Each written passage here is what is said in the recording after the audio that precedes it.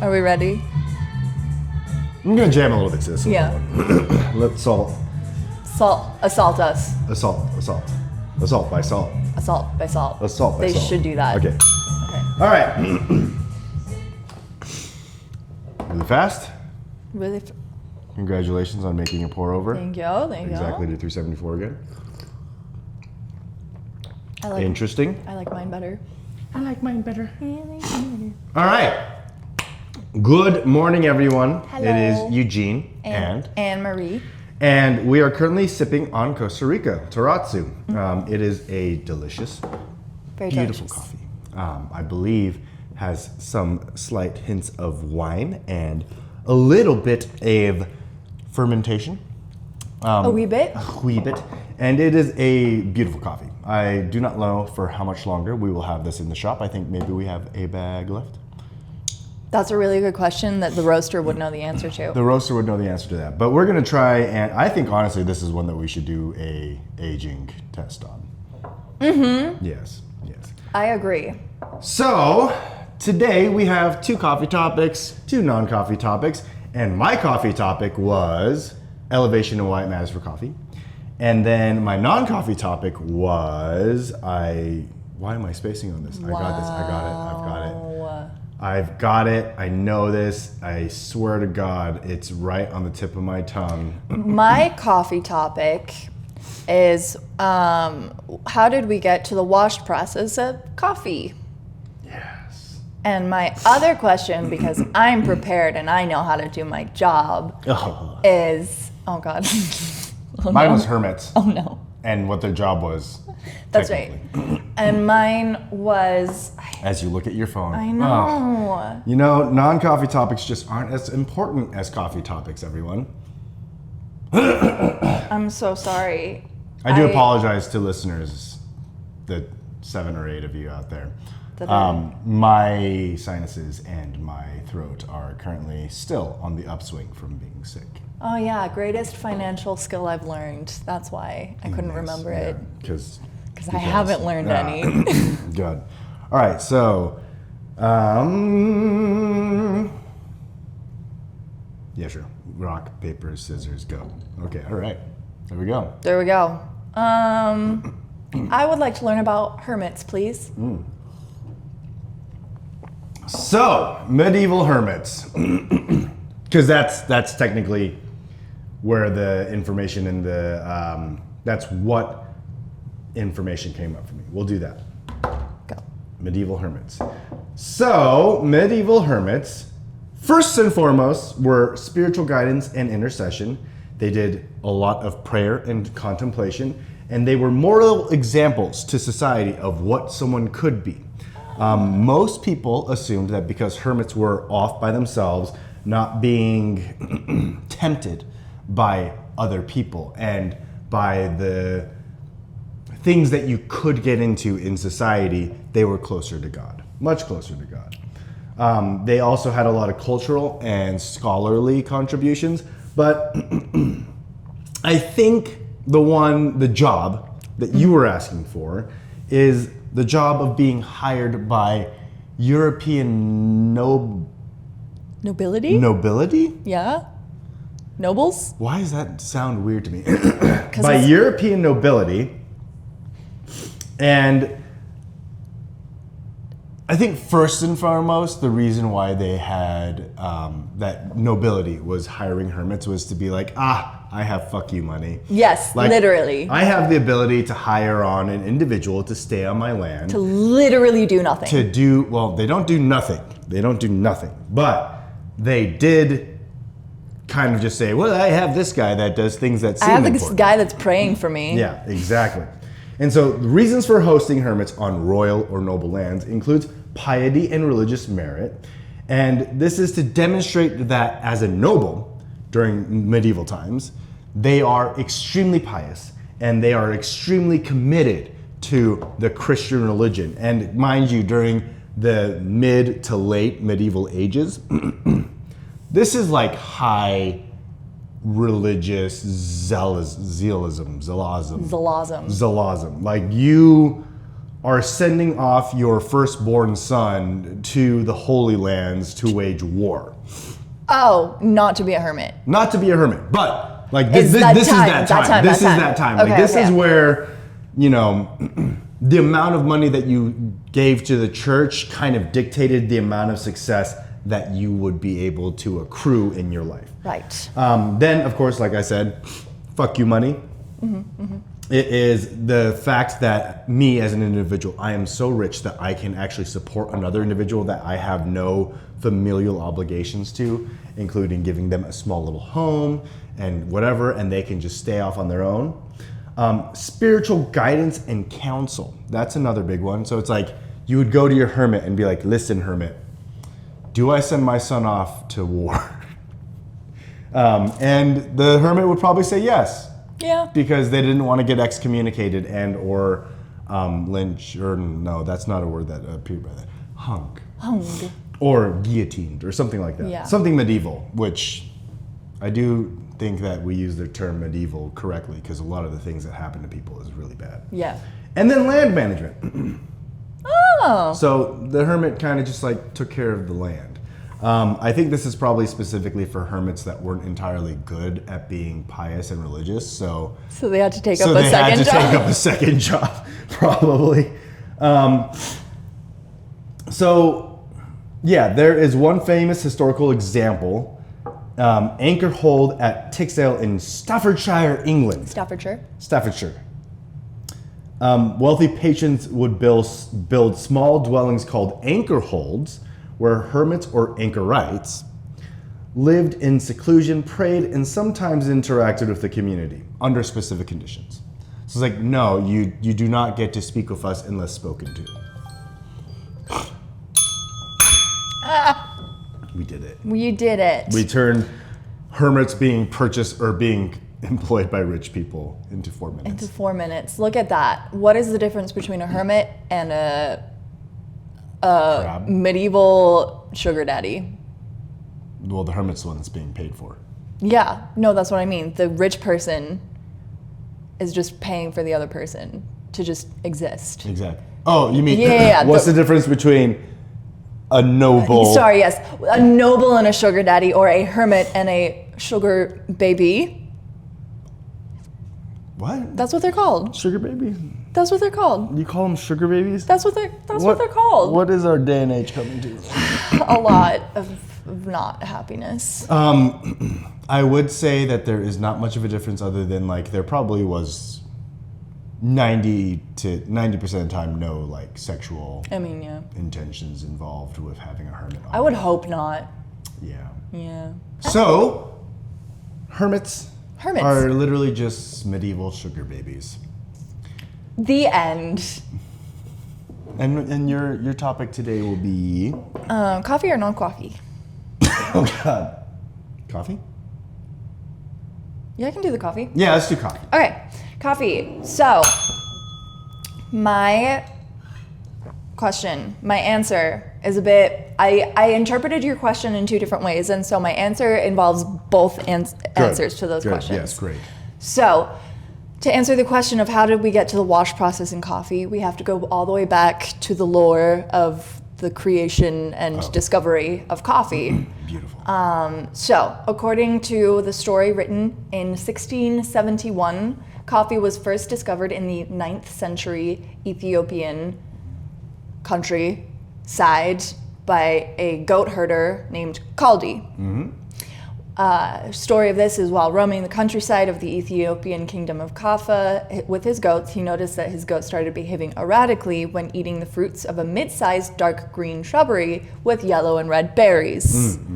Coffee. Following the curiosity, he took some of those stimulating magic berries with him to the next monastery to have its effects explained to him by the chaplain. Declaring it a devilish temptation, the chaplain furiously tossed the beans into the fire. Shortly after, the unique and aromatic smell of the roasted coffee rose from the fire, beguiling the monks. They quickly saved the beans from the fire and sooner or later brewed the very first coffee. Wow. So the process of using the coffee cherries or the beans, the seeds, as a drink has always been there, of getting rid of the fruit and the pulp and all of that. And So they never actually ate the raw fruit. They were No. just like, this is devilish. yeah, the lore from the very And they beginning. burned the demon flesh off of the cherry and created coffee. And created coffee. Exactly. Wow. Yeah. So with that, I also kind of mentioned this last week. Mentioned it last week. So I'm gonna sneak it in here. The modern version of roasted coffee originated in Arabia, now modern day Yemen. During the 13th century, coffee was extremely popular with the Muslim community for its stimulant powers, which proved useful during long prayer sessions. We did talk about that. So there we go. I was talking the truth. Okay. Now the actual coffee washing process that we're at right now. Yes, 100%. The initial process involved pulping the cherries and fermenting them and washing away the residue. This was for... Oh, I skipped a paragraph. I'm so sorry. It's okay. Let me go up a paragraph. Process involves removing pulp and a word I didn't want to say at 5 a.m., mucilage. Pulp and mucilage from Nothing wrong with scientific terminology. for coffee cherry before drying. This wash process traces all the way back to Ethiopia and Central America. Came out of a response for a need for more consistent and clean coffee because coffee was building in popularity, so they needed to develop more coffee. So the best way to do that is to wash it for... So not just burning it with the cherry. Exactly. Yeah. Honestly, I would love to taste the coffee with, like, just take ripe cherries, throw them into a fire. Throw them into a fire. See We what can do happens. that. Reciprocate coffee. Probably to be super ashy. Yeah. Ashy Larry. But the process itself, like, has been happening for the beginning of coffee. Like ripping off the flesh Ripping of the off cherry the flesh, having after the washing it, yeah. and then like having it in its like single form with slight amounts of the silver skin on it. So initially, the process just involved pulping the cherries and fermenting them and washing away the residue. So this is almost more Let me finish. verbal history. Okay, go ahead. As the industry evolved, so did the process. So as the industry got bigger, coffee producers began experimenting with fermentation times and water quality and drying methods and all of that fun stuff, with the goal of bringing out the unique tastes and maintaining the clarity and brightness associated with the wash process. I have a lot more to say on it, but basically, the wash process of coffee has always been around.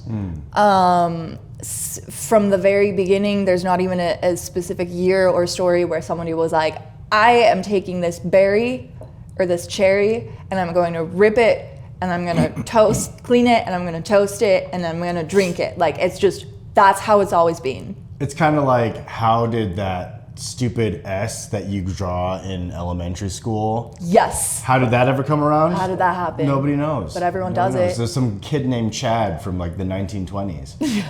But no, honestly, I feel like this is kind of like the hunt for the Constitution in National Treasure with Nicolas Cage, where it's like there's a secret there. There is, and but I we couldn't- need to know who it is. I couldn't There's a find coffee it. conspiracy. There's There's something going on out the there. The coffee conspiracy is Caldi. Big Coffee doesn't want you to know. Big Coffee doesn't what wanna is know. actually happening and why we do the things that we do. But maybe coffee tastes better if it was just roasted in its flesh. Roasted We'll in its never know. demonic possessioned And flesh. it's demonic. It's How would true. we never know? We just go to a country and ask them if we could just take this and throw it into a fire. Okay, do it. Oh, wow. We have to dress as monks first. Yes, we have to. be Chaplains, honest. not monks, sorry. Yes. Well, kind of an unsatisfactory answer. But at the It's same just time, been there. nobody really knows the story of Caldi, so I'm glad that I got to share the lore that is Caldi and the dancing goats. I do appreciate knowing now that, it wasn't just like Caldi. It was like, oh, well, I mean, it tastes okay when it's green. It was more just like, oh, well, this is evil, so throw it in the fire. Throw it in the fire. Because this is what happens. Because it makes me dance with my goats. Exactly. And then the next thing you know, it's roasted coffee. And it's like, well, And the monks go rabid for it. now that it's been cleansed with flame, we can drink it. Yeah, just go feral. Feral monks out there. Yeah. Or chaplains. Chaplains, sorry. No, it was the monks that were like, rah, that smells so good. Rah, rah, rah. Rah. Rah, rah, rah. All right. Okay. So, elevation in coffee and why elevation matters for coffee. So, I've always said that higher elevation coffee is more acidic and has more sugars, and it just has a little bit more complexity, and in general is a much more fun coffee to drink. The reasoning behind this that I've said, I have found that I'm wrong. My assumption was, because there is such a large temperature change, the coffee technically produces more sugars to keep itself protected. Right. But it's not that. It's not just that. Okay. So technically, because at higher elevations, coffee is in a cooler environment, it doesn't mature as quickly. So it's like anything where in a colder environment, or any type of plant, in a colder environment, it is going to take a much longer time to reach maturity. And because of that, the sugars that it is producing through photosynthesis, photosynthesis is just becoming a concentrate. Like it's producing sugars, and the sugars aren't being used as quickly, and it's just kind of being shoved into the cherry. And so the coffee itself gets a lot more sugars, glucose, and whatnot from photosynthesis than its counterparts that are grown at a lower elevation at higher temperatures. So in my mind, I was like, that doesn't make sense though. Like if it's growing slower and it's producing sugars slower, then shouldn't it just be making sugars at the same, like if you were to condense it, it should be the same amount of sugar as the sugar that's being produced in the coffee. I looked into that and I was like, okay, tell me the truth. I don't want to be lied to and whatnot.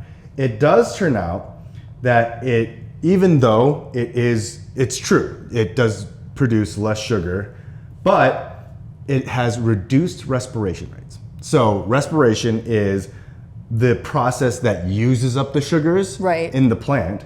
And so the sugars are usually like out in the leaves being used to be like, exchange oxygen, exchange nutrients, create more, stay alive, grow, that kind of stuff. And because of this reduced respiration rate, less sugars are being used in the coffee plant. So the coffee plant is producing as much sugar over an extended period of time as the shorter period of time. Right. But less sugars are being used in respiration. And then, along with that, because of the higher altitudes, because of the larger temperature swings, this is where I'm going to go ahead and say, I was kind of right. Because of that huge change in temperature, there's a lot more stress on the plants. And because of that stress, the plants trigger a more efficient sugar usage to keep them from wasting all the sugar and leaving themselves in a situation where they could potentially become starved. I see. And then resource allocation. At lower elevations, obviously warmer, a little bit better for pests and weeds and noxious things and things that are bad for the plant to come around. Less likelihoods of a caterpillar or a worm or a bacterial infection getting onto the plant and putting stress on the plant and causing it to actually have to use more sugar. So it doesn't need to waste as much sugar in self-defense, and that actually creates more of an availability for sugar within the plant itself. Thus, higher elevation coffee has more acidity, more sugars, and it's just a lot more fun. Also, they're denser. The end. They're dense as fuck. They are dense as fuck. It's like, I'm beans. only 5'2", but I weigh 250 pounds. They do suffer from short man syndrome, but like they're way nicer. Sweeter. They're way sweeter. They're way sweeter. But they can be kind of acidic in situations. Yeah. Wow. What an analogy. What an analogy.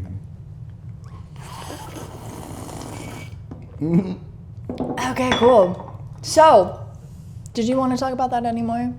No, I mean, that's kind of pretty much it. The denser part is like, same thing. It's like it just takes longer, so then the coffee just kind of like comes together. It's just more solid. Right now. All right. Okay. Important financial skill I've learned. Okay, here's the deal. I am in nowhere near a financial situation where I should be giving financial advice. But let's be honest. I feel like the majority of adults in the United States, 18 plus, 18 starting plus. from 18, no financial skills, period. None whatsoever. Because none of it was ever taught to us, Yes. period. So what I did instead is I wrote down 3 very quick things that I know that make sense for my brain financially. Got it. And then I also watched a video of a 30-year-old millionaire being like, these are 7 tips for becoming rich. These are 7 tips for becoming rich using money that was not originally mine. Yeah, exactly. So the 3 skills that I've learned, or that it's not even a skill that I've learned, but the first one is I just wrote cash is king. Basically, cash to me, cash is real money. My debit card is fake money. It's not real. It's just numbers and it's just digits. It's binary code, you know? This is going to be more of a discussion topic than it is an actual topic. Exactly. So we'll talk about that one later. Well, that's what I'm saying. These are my skills, the quick ones that are not actual skills. But that's not even a skill. Exactly. Yeah, it's just a... This one is the next one is you are only as bad as you believe you are with money. It's a self-fulfilling prophecy. If you tell yourself you're bad with money, you're bad with money, which has been my issue my whole life. Got it. I've grown up hearing that, so I just am. And then this one's kind of funny, but it's kind of a spite to, I'm saying it, you can bleep it if it's too insulting. You don't really need to pay 10% of your income to get into heaven. That's a great financial skill that I learned. Actually, it's not entirely the worst thing. I know. Okay, so the 7 things that this lady said that is important in Just shoot your them off 20s and 30s. so that we can talk about I this. will. 20s, when you're in your 20s and 30s. Okay. Don't save too much, aka put money towards yourself in your early 20s rather than saving too much. Okay, I know you're gonna counter it, but I'm going through. There's no gatekeeping. Share your information, not your actual bank information, but like what you've done wrong, what you've done right. Share that with your friends and family. Upskill yourself in unique ways, aka learn something complex that also adds value or solves problems so that you can make money from that. Turn active income into passive income. Number 5, look for rising tides. That's, I think, more for stocks if you're going to be investing in things like that. Number 6, retirement. Set up a Roth IRA or a 401k. But don't save too much. And the last one is invest in the stock market. There's something called, I didn't know this is actually brand new information, called an index fund, where it's like just the top 100 companies. Yep. And you can just buy stocks in that, so it's kind of safer. Yeah. Less to risk. Do that. Less risk. Reward. Yes. Don't save too much is not what you think it is. I understand. Don't save too much is like put money towards yourself towards developing your skills and growing who you are as a professional and as a person, so that you can make more money for yourself in the future, and therefore so save or pay for education. Exactly. Pay for, educate yourself. Focus on educating yourself. Like, obviously continue saving money. Don't not save money. Yes. But just don't hoard all of it away and learn nothing. Got it. So, first thing, cash is not king. Diversity is king. That's what I have learned, is that you can have some cash, make sure that you have cash shoveled away. You can have some money in checking. You can have some money in stocks. You can have some money in an investment. But at the end of the day, keeping your value in one spot is a surefire way to lose all of your money. The end. And then I do agree that you should be able to do all of those things. However, what I was looking at is not what financial skills to have when you already have money. But go ahead. Well, and that's the problem. I don't have money. The ladies, her skills exactly. is like, to me, almost immediate. It's like, that does not apply to most 99% of the people in the United States. The reason why I said cash is king, I'm not saying that keep all of your money under your bed type of deal. Mm-hmm. It's more in the realm of day-to-day spending. Yes. Like, if I have $50 in my bank account and I gotta get gas and I gotta get groceries, I'm like, okay, I'll do like $20 gas, maybe $25 groceries or whatever. But if I have the physical cash in my hand, I have to force myself to be like, okay, this is all I have. I can't go into overdraft. Yes. I can't do this, and I can see exactly how much I'm going to put in and take out. So what you should do is carry around Monopoly money and be like, well, shit. Yes, well, damn it. Honestly, maybe I will. That actually seems like a fun experiment. Monopoly money. There we go. So my financial skills are from a poor person's perspective. I don't entirely say that's poor person's perspective, because I think that's just a perspective that a lot of people can have, where it's hard to see the material value without seeing it. Yes. And so when you see a number on a screen versus a number in your hands, the number in your hands is going to seem more realistic. Yes. But it's changing that mentality of like the number in your hands is more real than the number on the screen. Like you need to be able to marry those two almost as a grid. Yeah. But I get what you're saying, where it's like, if I have real physical money in my hand, that is all I have. that is all I have. Budgeting, I think, is one of the biggest financial skills that I think the majority of people that I know have an issue with. Yeah. And budgeting, honestly, it's like you have to start with basic necessities and then build off from there. So that's one that I think is very important. Yes. I do think this is a fun topic, and I would say that I would love if any of the people that are listening or anyone that has joined in recently, please share your financial skills with us, because I think it might be fun to jump into this later. Yeah. I hate to say it, there are snake oil salesmen, like said woman with $30 million by 30. just a millionaire in her 30s. A millionaire in her 30s. Self-made millionaire. Self-made millionaire. That, not a financial skill, just a bullshit skill. Anyone that says that they're self-made millionaires, anyone that says like, oh, I did it all on my own, this kind of stuff, that person is trying to sell you something. Yeah. And they probably weren't self-made. They probably received help from somebody. They probably received some sort of investment.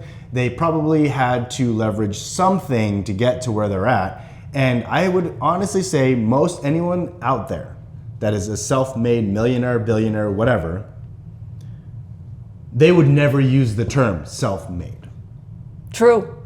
They would acknowledge all of the steps and all of the people and everyone in their lives that helped them get to where they're at, versus being like, well, I did this all on my own. I did this all by myself. It's like, yeah, I mugged a homeless guy and I took all of his money, and then it turned out he only had 20 cents, but I used that 20 But I cents invested it. to get a lollipop, and while I was sucking on that lollipop, I had a conversation with my dad about how I could use his money. That's such a mean life that you just created. You steal. Who's that TikTok person, that Jojo whatever? Jojo Siwa? Yeah, that's a Jojo Siwa way of making money. To be clear, he knows nothing about Jojo Siwa. I know nothing about Jojo Siwa. Absolutely nothing. But that is hilarious that you said that. That is not it. Is that but not accurate? it's not accurate. Well, I'm sorry, Jojo Siwa. I apologize. Yeah, we don't tolerate Jojo Siwa. All I've heard is that Slander. she's a shit driver, and she's also trying to go Justin Bieber, Miley Cyrus route. So yeah, that's more or less all you need to know. And hair bows, big hair bows. Yeah, that one was potentially the reason why she is the way she is now. Could be. Could be. Anyways, let's stop talking about people that I have no Yeah, right let's talking stop about. doing that. And again, I have to reflect on the things that I've just said. I apologize to anyone that is actually a self-made millionaire and has titled themselves as a self-made millionaire. And I apologize to any hermits for calling them a sugar baby. They're also called anchorites as well. Okay. Yeah. So you could call them anchorites next time. Anchorites? Anchorites. Anchorites. Okay. Cool. All right. So topics for next time. My topics, are you walking away? Okay. No, I'm still listening. Okay. My question for you, non-coffee, is, so it's a continuation a little bit of your coffee question, Yes. but what is photosynthesis? And I don't want just your basic, like, year 8 biology where the sun gives the leaves energy and Phil, or Plast, or whatever. It's been a long time. I want to know what photosynthesis is. Okay. That's my question. For non-coffee? For non-coffee, yeah. Well, I have a coffee question that could potentially be not coffee as well. Actually, no, this is kind of like, it's a gray area. The Tea Party. America threw tea into the harbor. The Boston Tea Party. Mm-hmm. What was the plan after? Was it coffee? Like, what was the plan after getting rid of tea? And, you know, for me, this is more like it's kind of childish, but my thought was, yeah, throw the tea into the harbor and let's go get all the coffee in the world and enjoy the crap out of that. Because it technically is it's better suited for American lifestyle. It's like, fuck yeah, America, we have the energy to do everything that we're doing because we drink coffee, not loose leaf tea. But, you know, what was the plan after the Boston Tea Party for tea specific things? I love the passion and enthusiasm. I really don't think they thought that far ahead with the Boston Tea Party. They had to have. I mean, what were they going to do? They were going to get rid of the tea because they were getting taxed out of their buttholes. I'm so sorry. I'm so sorry. But I mean, so you don't want to answer that question? No, I will. I absolutely will. I'll research the crap out of it. Yeah, no, absolutely. I want to know. And maybe it was just like, we're going to throw tea into the harbor because we're being taxed up the wazoo for it. But, you know, what if there was somebody, like, what if Big Coffee was back there? It's like, hey, we got washed coffee. Yeah, washed coffee. Hey. It's like, there's no tax for this because it's coming from Brazil. Okay, my coffee question for you, I had one, but I've changed my mind, and it now will be, are there any coffee conspiracy theories? There are now. I know, exactly. I want to know all of them. What if there aren't? Then make one up. You literally just made one up about the Boston Tea Party. If not. If there are coffee conspiracy theories. It's too magical of a drink to not be believed to have been some witch's brew. I think it's too magical of a drink for conspiracy theories. That's how good it is. It's ascended past conspiracy theories. We'll see. We'll see. Time will tell. Let's see.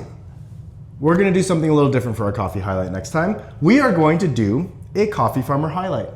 Tell us a story about a coffee farmer that we have had on our roster before. And it cannot be Cafe of Chiapas because I already did that. I did 30 minutes of that. Actually, it was more like 5 hours of it, but we did 30 minutes of it. I condensed it. It's a documentary. It is a documentary. You should watch it. It's a plug. I've just plugged myself. You just plugged yourself. Plugged really the hard. shop in. This was done. Farm to Cup. Once Cafe again, of Chiapas. hey Google, play Farm to Cup documentary. Yes, something like that. Yes. On YouTube. I'm actually excited for the Boston Tea Party because even if it doesn't give us information about, you know, coffee being the guy that moved the dial on it, I do think it would be interesting to just know a little bit more about. I know. I'm honestly excited because You have the British version. Is there a British version? Or they're just like, yeah, America is fucking stupid. They just went, it happened. They're like, That is all I know. They threw all of this really good coffee into the water. That is the only thing I know about the Boston Tea Party. And like, I don't know American history. And I shouldn't be admitting this so openly and proudly on the internet. But I mean, you just said the legitimate reason of why they threw tea into the harbor. Yeah, but it's true. But like, the Boston Tea Party, the way I learned it was one history class, one time in high school. Not everybody learned it. It was only certain people that decided to take this history class learned that they dumped all of the tea off of a boat. And it was called the Boston Tea Party because they were taxed too high for it. That is the extent of my knowledge of the Boston Tea Party. And I know there's so much more. So much more biased information. Yeah. The Brits are hiding the truth. And Big Coffee will reveal it. Big Coffee will reveal it. Thank you Take for a shot. joining us. Actually, before I walk away, do not forget to like, comment, subscribe. And legitimately, if you have financial skills that you thought were really helpful in life. Please, I'm desperate. Share it. And you can be a self-made millionaire, whether or not you are. You can be a self-made millionaire, and you can also comment here, which is totally fine. Yeah, if you're a self-made millionaire. And if maybe you want to start a fight about this, I'm just kidding. I mean, it's good for the algorithm. Meet you in the parking lot it's outside. Really, no. Like, it's good for the algorithm. So if you want to like come on here and just start stirring up shit, we're here for it. Please do. Go crazy for it. Bye. Bye.